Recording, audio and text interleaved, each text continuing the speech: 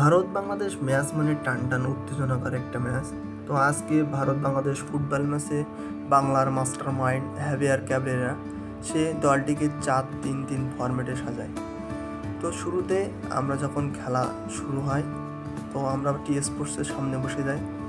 শুরুতেই দেখি 9 সেকেন্ডে জনের গোল মিস।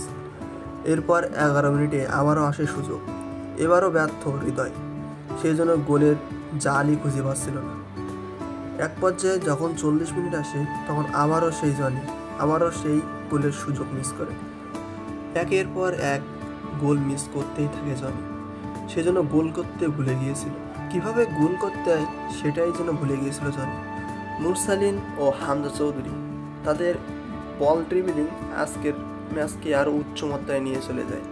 কিন্তু আজকের ম্যাচের মূল আকর্ষণ ছিল হামজা চৌধুরী। সে বাংলার ফুটবলের নতুন যুবরাজ।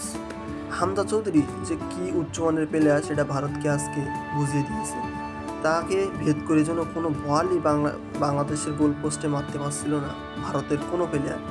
সুনীল ছেত্রী থেকে শুরু করে তাদের প্রত্যেকটি প্লেয়ার চেষ্টা করছিল গোল দেওয়ার জন্য, কিন্তু হামজা চৌধুরী যেন তাদের সামনে বাধা হয়ে দাঁড়িয়েছিল।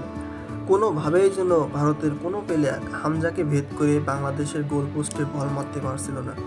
তবে বাংলাদেশের রেজাল্টটা আরও সুখকর হইতো যদি জনি ও হৃদয় 9 সেকেন্ডে ও 11 মিনিটে দুইটা গোল না মিস করতো। তবে আজকে বাংলাদেশ পূর্ণ 3 পয়েন্ট নিয়ে দেশে ফিরতে পারত এবং হামজা তার অভিষেকটা রাঙিয়ে রাখতে পারত। তবে সব চাওয়া তো আর পূর্ণ হয় না। তবে হামজা অভিষেকেই যে তোমার শৈলীর পারফরমেন্স বাংলাদেশের মানুষের মনকে জয় করে নিয়েছে। এগিয়ে যাও হামজা, তুমি আগালেই আগাবে বাংলাদেশ, আগাবে বাংলাদেশের ফুটবল।